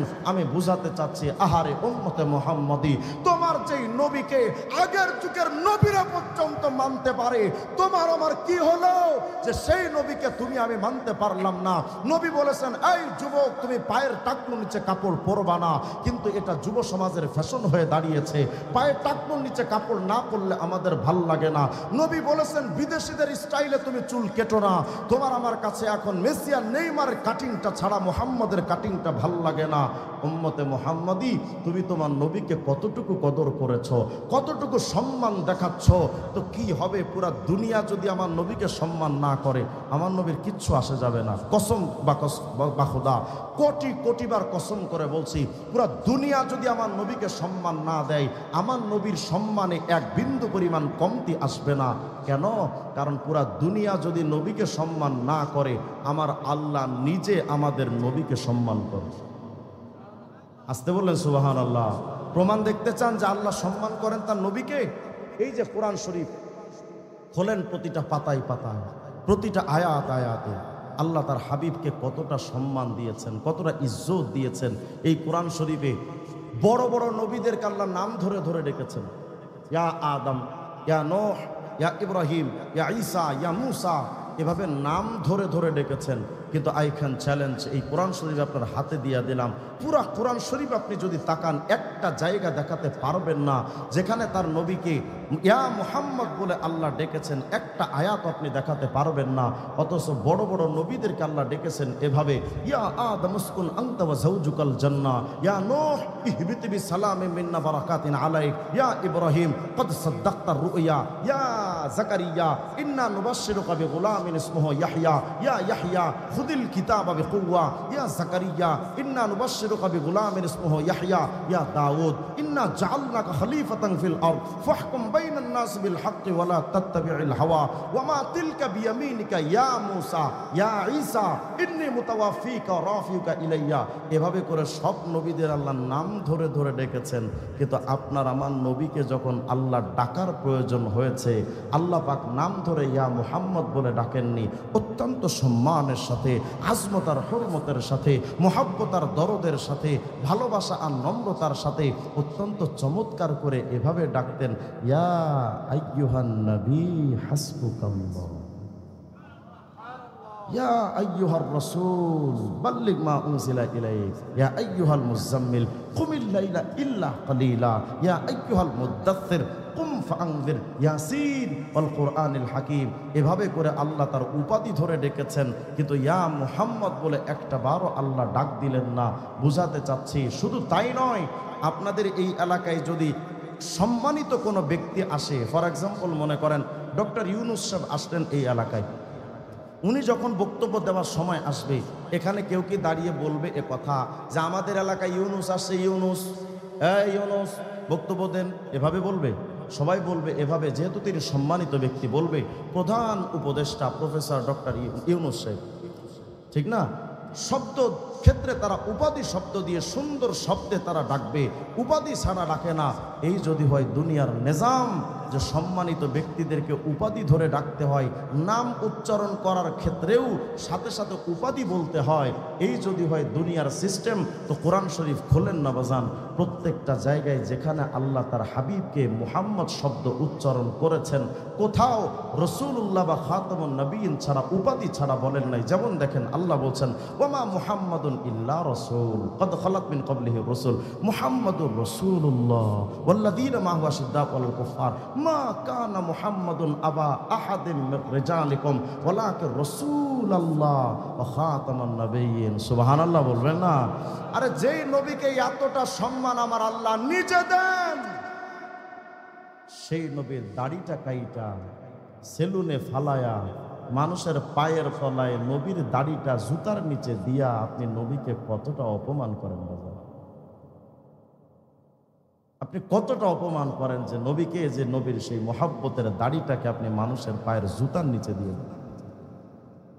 আমি আপনাদেরকে কিভাবে বললে আপনারা বুঝবেন আমি জানি না, তবে এতটুকু আপনার বিবেকটাকে একটু জাগ্রত করেন যে নবীর মহাব্বতের সম্মানের দাড়িটা আপনি কোথায় ফেলে দিচ্ছেন। নবী বলেছিলেন আমার মতো টুপি পরো, তুমি বললা নবী তোমার টুপির স্টাইল আমার পছন্দ না, বিদেশিদের মতো ক্যাপ লাগাচ্ছি। নবী বলেছিলেন আমার মতো পাঞ্জাবি পরো। তুমি বলছো নবী তোমার পোশাক আমার কাছে পছন্দ না, এজন্য আমি শাকিব খান, সালমান খান, শাহরুখ খানদের মতো পোশাক পরছি। নবী বলেছিলেন আমার রাজনীতি করো। তুমি বললা নবী তোমার রাজনীতি আমার পছন্দ না, এজন্য গণতন্ত্র, সমাজতন্ত্র, রাজতন্ত্র, পৃথিবীর বেঈমানদের রাজনীতি আমি করছি। আপনি নবীকে কতভাবে অপমান করলে আপনি ঠান্ডা হবেন আমার তো বুঝে আসে না। আপনার আমার ভেতরে এক বিন্দু পরিমাণ নবীর মহব্বত নাই তো কি হবে বাজান আমাকে বলেন। পুরা দুনিয়া যদি নবীকে মহব্বত না করে আমার নবীর কিচ্ছু আসে যাবে না, কারণ আমার নবীকে মহব্বত করেন খোদ আমার আল্লাহ। সুবহানাল্লাহ, আসতে বললেন আপনারা? বিরক্ত হচ্ছেন মনে হয় একটু না? আমাদের সমাজে তো এখন সুর ছাড়া বয়ান চলে না, এজন্য অনেকের কাছে ভালো নাও লাগতে পারে, কিন্তু বুঝেন, শুধু একটু বুঝার জন্য আমি চেষ্টা চালাচ্ছি, আপনাদের বুঝাবার জন্য যে আমরা কোথায়, আমাদের কি করা দরকার ছিল কিন্তু আমরা করছি কি। পুরা দুনিয়া যদি আমার নবীকে মহব্বত না করে আমার নবীর কিচ্ছু আসে যাবে না। কেন? আমার নবীকে আল্লাহ কতটা মহব্বত করে দেখতে চান তো জামে তিরমিজির কিতাব খোলেন, 2616 নম্বর হাদিসটা তালাশ করে দেখেন আমার রসুলকে আল্লাহ কতটা ভালোবাসতেন, খুশি হয়ে যাবেন শুনলে। বলেন আল্লাহু আকবার। হযরতে আব্দুল্লাহ ইবনে আব্বাস রঈসুল মুফাসসিরিন তিনি বলছেন, একদিন আমরা সাহাবায়ে কেরাম বসে আছি, নবীজি আসবেন, নবীজির কথা আমরা শুনবো, কিন্তু নবীজির আসতে দেরি হচ্ছে। তো সাহাবায়ে কেরাম যখন দেখলেন নবীজির আসতে দেরি হচ্ছে, তো এক একজন সাহাবী মনে মনে ভাবলেন, আরে নবীজি তো আসতে দেরি হচ্ছে, তা আমরা কিছু একটু আলোচনা মুজাকারা করি, কিছু দ্বীনি কথা কই। একজন দাঁড়ায় বলে, এই সাহাবীরা, কি সমস্যা? ইন্নাল্লাহ ইত্তাখাযা মিন খালকিহি খলিলা ইত্তাখাযাল্লাহু মিন ইব্রাহিমা খলিলা। সাহাবীরা জানো, পুরা সৃষ্টি জগতের মধ্যে আল্লাহ পাক একজনকে চুজ করে তাকে বানিয়েছেন খলিলুল্লাহ, আর কোন সৃষ্টিকে তিনি খলিল বানান নাই। তিনি কে? বলে ইব্রাহিম। তো জানো ইব্রাহিম কত দামি নবী, একটু ভাবো তো, পুরা সৃষ্টি জগতের মধ্যে ওয়ান পিস খলিলুল্লাহ ইব্রাহিম, নিশ্চয়ই তিনি দামি। একজন বলে, হ্যাঁ তা তো ঠিক বলেছো। তো যদি পুরা সৃষ্টি জগতের মধ্যে ওয়ান পিস খলিলুল্লাহ ইব্রাহিম হলে যদি দামি হয়, তো আদমও তো কম না। কেন? আদম ইস্তাফাহুল্লাহ, আদম তো সফিউল্লাহ। তো পুরা সৃষ্টি জগতে আর তো সফিউল্লাহ নাই, তো আদমও তো দামি। আর একজন কয় ফা মুসা কাল্লামাহু তাকলিমা, মুসা তো একজনই কালিমুল্লাহ, আর তো কালিমুল্লাহ নাই। আরেকজন বলে ফা ঈসা কালিমাতুল্লাহ রূহু, ঈসা তো রূহুল্লাহ উপাধি পেয়েছেন। তো একজন বলে ঈসা রূহুল্লাহ, একজন বলে মুসা কালিমুল্লাহ, একজন বলে ইব্রাহিম খলিলুল্লাহ, আর একজন বলে হযরত আদম সফিউল্লাহ। হঠাৎ ওখানে আমাদের নবীজি এসে দেখলেন সাহাবায়ে কেরাম আলোচনা করেন। কেউ কেউ বলছেন আদম সফিউল্লাহ, কেউ বলে ইব্রাহিম খলিলুল্লাহ, ঈসা কালিমুল্লাহ, কেউ বলে ঈসা রূহুল্লাহ। আমাদের নবী ডাইকা বলেন, সাহাবীরা রে, আদমের প্রশংসা তোমরা করো, মুসা ঈসা ইব্রাহিমের প্রশংসা করো। তোমরা বলো আদম সফিউল্লাহ, ইব্রাহিম খলিলুল্লাহ, মুসা কালিমুল্লাহ, ঈসা রূহুল্লাহ। মাগার সাহাবীরা রে, আমি মুহাম্মদ তো হলাম আমার আল্লাহর হাবিব, হাবিবুল্লাহ। মা মানাল হাবিব, হাবিবুল্লাহ কাকে বলে? ওলামায়ে কেরাম আছেন, আরবি লুগাত অভিধানটা খুলেন তো দেখবেন আল হাবিব বামান আল মাহবুব, আল্লাহ বোঝাতে চান নবী গো সফিউল্লাহ আদম, আর খলিলুল্লাহ ইব্রাহিম, কালিমুল্লাহ মুসা, আর রূহুল্লাহ ঈসা। ও নবী, সবাই কিন্তু আমি আল্লাহকে পাওয়ার জন্য, আমার খুশি অর্জনের জন্য পাগল পাড়া। যেন আল্লাহ বুঝাচ্ছেন নবী গো সফিউল্লাহ আদম, ইন্না আদমা হাওয়া বাকায়া মিআতাই সানা, টানা 200 বছর ধরে আদম হাওয়া কেঁদেছেন, আল্লাহ মাফ করেন, মাফ করেন, মাফ করেন। আদম হাওয়া 200 বছর টানা কেঁদেছিলেন, টার্গেট একটা, আল্লাহকে খুশি করা। নমরুদের আগুনে ঝাঁপ দিয়েছিলেন ইব্রাহিম খলিলুল্লাহ, টার্গেট একটা, আল্লাহকে খুশি করা। নিজের সন্তানকে পর্যন্ত জবাই করতে উদ্যত হয়েছিলেন হযরতে ইব্রাহিম খলিলুল্লাহ, টার্গেট একটা, আল্লাহকে খুশি করা। নীল দরিয়ায় ঝাঁপ দিয়েছিলেন কালিমুল্লাহ মুসা, টার্গেট একটা, আল্লাহকে খুশি করা। নিজের জীবনকে উৎসর্গ করতে প্রস্তুত ছিলেন রূহুল্লাহ ঈসা, টার্গেট একটা, আল্লাহকে খুশি করা। আল্লাহ বুঝাতে চাচ্ছেন নবী গো সফিউল্লাহ আদম আর খলিলুল্লাহ ইব্রাহিম, কালিমুল্লাহ মুসা আর রূহুল্লাহ ঈসা। ও নবী, সবাই তো আমি আল্লাহকে খুশি করতে চাই, আর আমি আল্লাহ ঘোষণা দিচ্ছি ওয়ালা সাউফা ইউতিকা রাব্বুকা ফাতারদা, নবী আমি আল্লাহ নিজে তোমাকে খুশি করতে চাই। যেই আল্লাহ তার নবী হাবিবকে খুশি করতে চান, আপনি আমি কবে সেই নবীর খুশি অর্জন করতে চেয়েছি বলেন?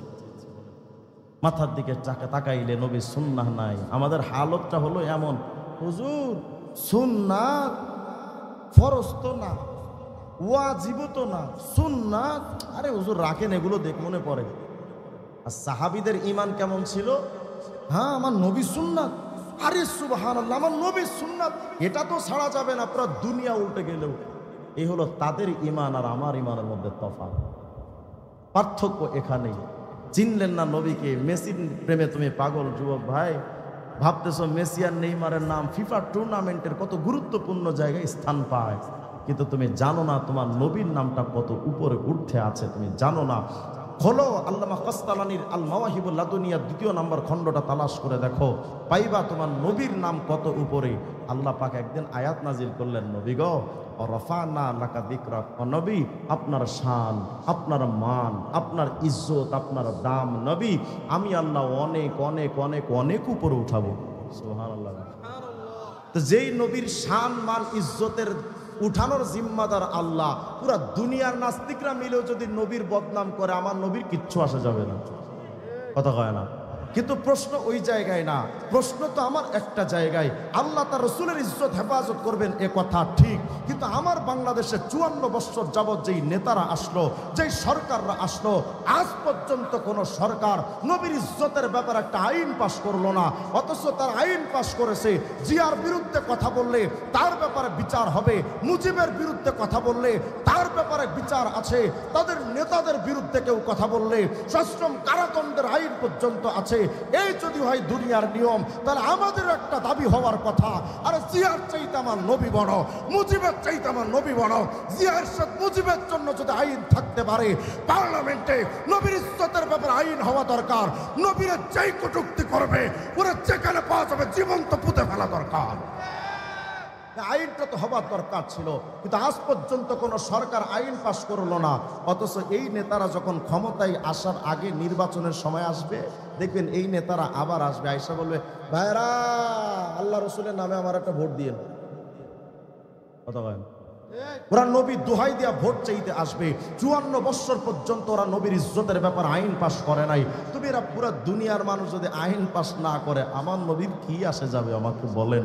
আমার নবীর ব্যাপারে আল্লাহ বলছেন, নবী গো মাশরিক থেকে মাগরিব, শিমাল থেকে জুনুব, উত্তর থেকে দক্ষিণ, পূর্ব থেকে পশ্চিম দিগন্ত, পুরা পৃথিবীর সমস্ত রাষ্ট্রপ্রধানরা যদি আপনার ইজ্জতের ব্যাপারে আইন পাশ না করে, নবী শোনেন আমি আল্লাহ জিম্মাদারে নিচ্ছি। ও নবী, আল্লাহ যেন বোঝাতে চাচ্ছেন, নবী গো ইন্না নাহনু নাযালনা যিকরা ওয়া ইন্না লাহু লাহাফিজুন, নবী এই কোরআন হেফাজত করেছে আমি আল্লাহ, এটা আমার কালামুল্লাহ, এটার হেফাজতের জিম্মাদার আমি আল্লাহ। তা আল্লাহ বোঝাতে চাচ্ছেন, নবী গো কালামুল্লাহ কোরআনের হেফাজত যেমন আমি করব, আপনি তো আমার হাবিবুল্লাহ। ও নবী ইন্না কাফাইনাকাল মুস্তাজিইন, কোরআন তো কালামুল্লাহ, হেফাজত করব আমি আল্লাহ, আপনি তো আমার হাবিবুল্লাহ, আপনার ইজ্জতের হেফাজত করব আমি আল্লাহ। পুরা দুনিয়ার মানুষ যদি আমার নবীর কটূক্তি করে, নবীর কিচ্ছু হবে না। আল্লাহ বলছেন, নবী আপনার শান, আপনার মান, আপনার ইজ্জত, আপনার দাম আমি আল্লাহ অনেক অনেক অনেক অনেক উপরে উঠাবো। তো জিবরিল আমিন জিজ্ঞেস করছেন একদিন নবীকে, নবী আপনি জানেন কি? বলে আপনার সম্মান আল্লাহ কত উপরে উঠাবেন, কিভাবে উঠাবেন, ওয়া কাইফা রফিয়াত, আপনি জানেন কিভাবে উঠাবে?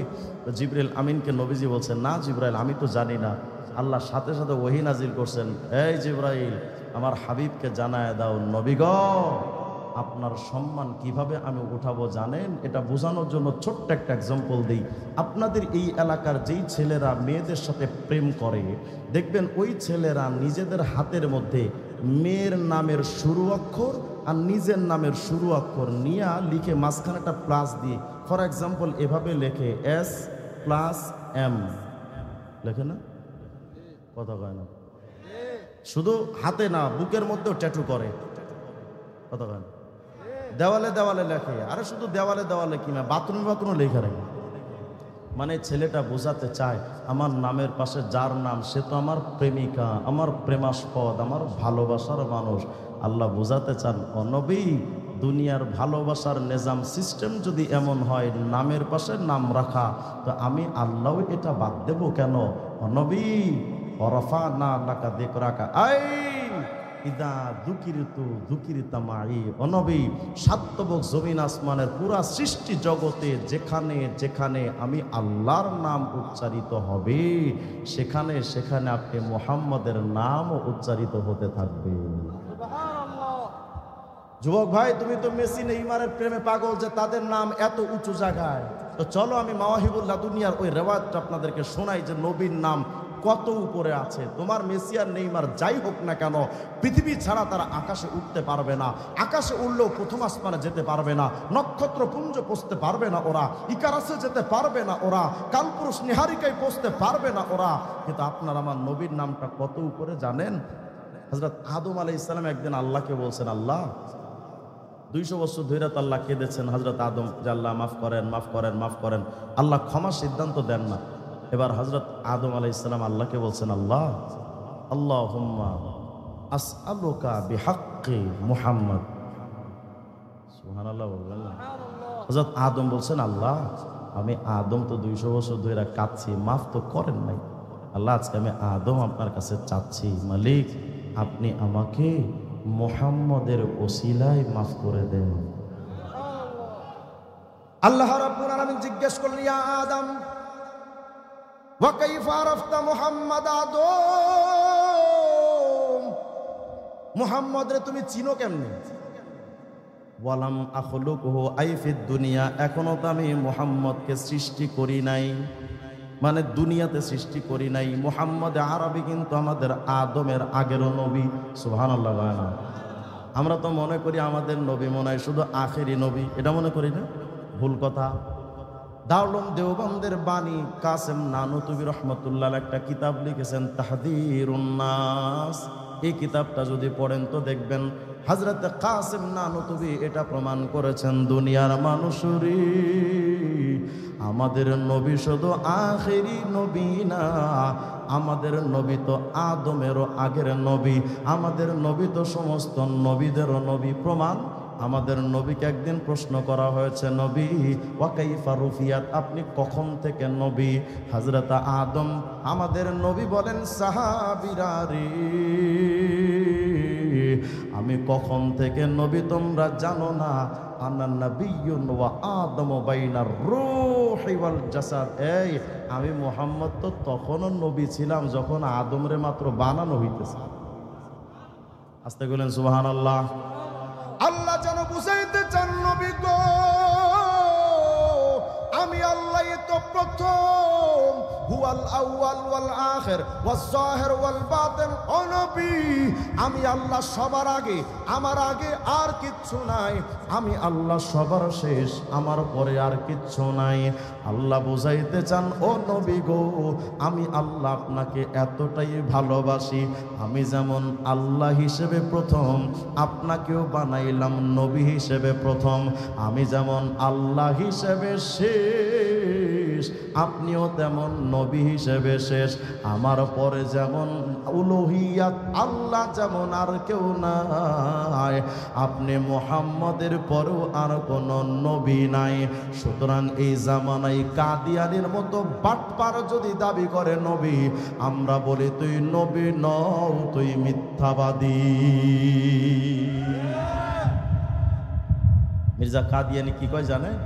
এমন মানাম মাসিহে জামা রুহানি খাজায়, আমি ইন্ডিয়া থেকে এর কিতাব কিনে আনছি হালাল টাকা দিয়ে, 18,000 টাকা খরচ করে ইন্ডিয়া থেকে কিতাব কিনে আনছি, নাপাক কিতাব। মানাম মাসিহে জামা, আমি জামানার ঈসা নবী। শুনতেছেন তো নাকি? আল্লাহ বিরক্ত হচ্ছেন মনে আপনারা? না, একটু সারা শব্দ দিয়ে না তো নীরব থাকি মুশকিল। একটা আওয়াজ দিয়ে বলেন তো আল্লাহু আকবার। মুসলমানের সাউন্ড কখনো হবে না ডাউন। মুসলমানের সাউন্ড যখন ডাউন হয় তখন টাকলা মুরাদ আর কাউয়া কাদেরও চিল্লায়। আর মুসলমানদের আওয়াজ যদি বলিষ্ঠ হয় শেখ হাসিনার মতো স্বৈরাচারও টিকতে পারে না। আওয়াজ দিতে হবে, চিৎকার দিয়ে বলেন তো আল্লাহু আকবার। মির্জা কাদিয়ানি কয় মানাম মাসিয়া জামা, আমি জামানার ঈসা নবী। আমার নাম কালিমে খুদা, আমি জামানার মুসা নবী। আমার নাম মুহাম্মদ ও আহমদকে মুজতবা বাসদ বলে, আমি মূলত মুহাম্মদ। নাউজুবিল্লাহ। আসতে বলো। আর এক জায়গায় কি কয়, মাই আদম হ, আমি আদম আলাইহিস সালাম। রুহানি খাজানে 22 নম্বর খন্ডে লিখছে, মাই আদম হো, মাই নূহ হো, মাই ইব্রাহিম হো, মাই শীত হো, মাই দাউদ হো, মাই মুসা হো, মাই ঈসা হো, মাই মুহাম্মদ হো। আমি বললাম এই তারসেরা যদি এই জামানায় বেঁচে থাকতো হয়তো এটাও বলতো, মাই হিরো আলম টাকলা মুরাদ বিহ। বলেন এ লোকটাকে সুস্থ না টাটকা মিথ্যাবাদী? আপনারা তো জানেন কাদিয়ানী শুধু নিজেকে নবী দাবি করছে, ভুল কথা। কাদিয়ানী নিজেকে খোদাও দাবি করছে। প্রমাণ দেখতে চান? রুহানি খাজান খোলেন 22 নম্বর খণ্ড, লিখেছে, রাআইতুনি ফিল মানামি আইনাল্লাহ ওয়া তায়াক্কানতু আন্নানি হু। আমি কাশফে দেখলাম যে আমি নিজেই খোদা, আর আমি বিশ্বাসও করে নিলাম যে আমিই খোদা। বলেন মির্জা কাদিয়ানী মুসলমান না বেঈমান? বুঝাতে চাচ্ছিলাম আমাদের নবী সবার আগের নবী। হযরত আদমকে আল্লাহ বলেন, আদম মুহাম্মদ রে চিনলা কেমনে? আমি এখনো পর্যন্ত মুহাম্মদ রে তো দুনিয়ায় পাঠাই নাই, চিনলা কেমনে তুমি? হযরত আদম বলেন, রব্বুল আলামিন। আচ্ছা বলেন তো, আদম আলাইহিস সালামকে আল্লাহ কেমনে চেনেন? আদম আলাইহিস সালাম কেমনে নবীকে চেনেন? এটা আল্লাহ জানেন না জানেন না? বলেন জানেন না জানেন না?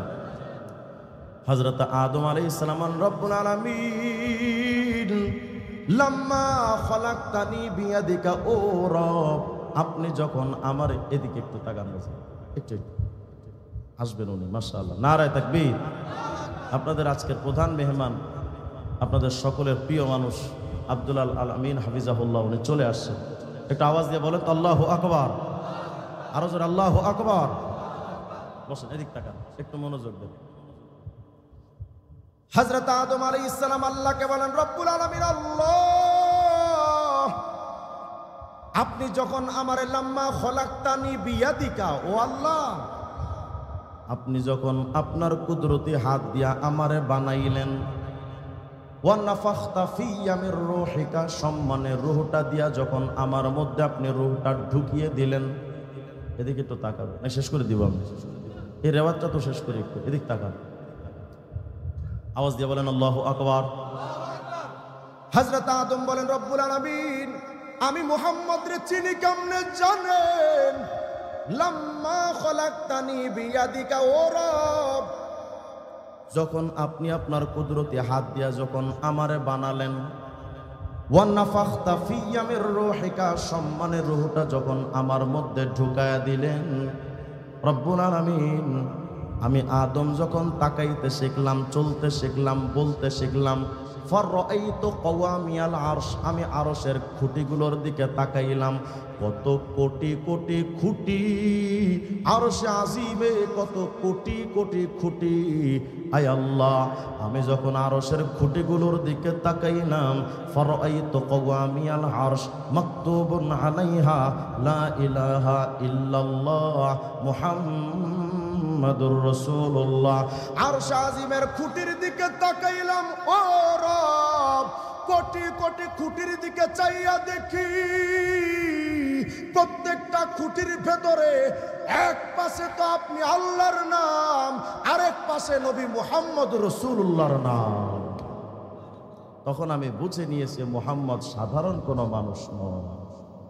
ভাইরা, আমি বুঝাতে চেয়েছি আমাদের নবী আল্লাহর কাছে অনেক প্রিয়, অনেক প্রিয়, কিন্তু সেই নবীর শেষ কথা, একটু মনোযোগ, এটা আমার টার্নিং একটা পয়েন্ট, খুব গুরুত্বপূর্ণ মওজেজের সাথে একটু মনোযোগ দেন। যেই নবীর জন্য আল্লাহ এতটা মোহাব্বতের খাজানা রেখেছেন, সেই নবী উম্মতের জন্য এতটা পাগল ছিলেন, গভীর রাত্রে নবীর চোখে ঘুম আসতো না। সুবুলুস সালাম কিতাবে 30 নম্বর পৃষ্ঠায় আসছে, আম্মা জান আয়েশা বলেন, একদিন আমি ঘুম থেকে জেগে দেখি নবী নাই। কোথায় নবী? আমি তাকাইতে খুঁজতে খুঁজতে খুঁজতে খুঁজতে চতুর্দিকে দেখলাম কোথাও নবী নাই। ফাআতলুবুন নবিয়্যা ফাওয়াজাদতুহু বিল বাকি, আমি জান্নাতুল বাকিতে গিয়া দেখি এই গভীর রাত্রে যেন হাবিবে কিবরিয়া আল্লাহকে বলতেছেন যে আল্লাহ, একবার রুকুতে, একবার সেজদায়, একবার দাঁড়ায় আল্লাহকে বলতেছেন, ও আল্লাহ এই গভীর রাত্রে আমি মুহাম্মদের চোখে ঘুম আসে না। যেন নবী বুঝাতে চাচ্ছেন, আল্লাহ এই আরামের বিছানাও আমার ঘুমাইতে দেয় না, শুধু একটা পেরেশানি, আল্লাহ আমার গুনাহগার উম্মতরে আপনি মাফ করবেন তো? আল্লাহ আমার গুনাহগার উম্মতরে মাফ করবেন তো? উম্মতের জন্য নবী এতটা পাগল ছিলেন। হাবিবে কিবরিয়ার মুহাব্বতের নমুনা দেখে আল্লাহ বলতেছেন, ও নবী ফালা আল্লাকা বাখিউন নাফসাকা আলা আতারিহিম ইল্লাম ইউমিনু বিহাদাল হাদিসি আসাফা। নবী আমি আল্লাহর মনে হচ্ছে কখন জানি উম্মতের দরদে আপনি হার্ট অ্যাটাক করে বসেন, কখন জানি আপনি স্ট্রোক করে বসেন। শেষ একটা রেওয়ায়ত, ছোট্ট একটা বর্ণনা বলে শেষ করা যায়। মাদারিজুন নবুওয়া কিতাবের খণ্ড 2 168 নম্বর পৃষ্ঠার মধ্যে একটা ফার্সি কিতাব, এই কিতাবের মধ্যে আসছে আমাদের নবীকে আল্লাহ এতটা মহব্বত করতেন আর নবী উম্মতের জন্য এতটা পাগল ছিলেন, জিন্দেগিতে পুরা জিন্দেগি তো উম্মতি উম্মতি বলে কেঁদেছেন। যেই দিন নবী ইন্তেকাল করবেন, একটু তাকান, হয়তো এই রেওয়ায়ত আর কখনো শোনেন নাই, ফার্সির একটা বর্ণনা, একটু মনোযোগ। নবী যখন ইন্তেকাল করলেন, নবী ইন্তেকাল করার পর যখন তাকে কবরে রাখা হবে, কয়েকজন সাহাবী মিলে কবরে নেমেছিলেন। এর মধ্যে একজন সাহাবী ছিলেন হযরত কুসাম ইবনে আব্বাস রাদিয়াল্লাহু আনহু, আব্বাস রাদিয়াল্লাহু আনহুর সন্তান। ওয়াকানা ইউশবিহু বিন নবী, সিয়ারু আলামিন নুবালাতে আসছে কুসাম ইবনে আব্বাসকে দেখতে অনেকটা নবীজির মতোই তার দেহটা ছিল।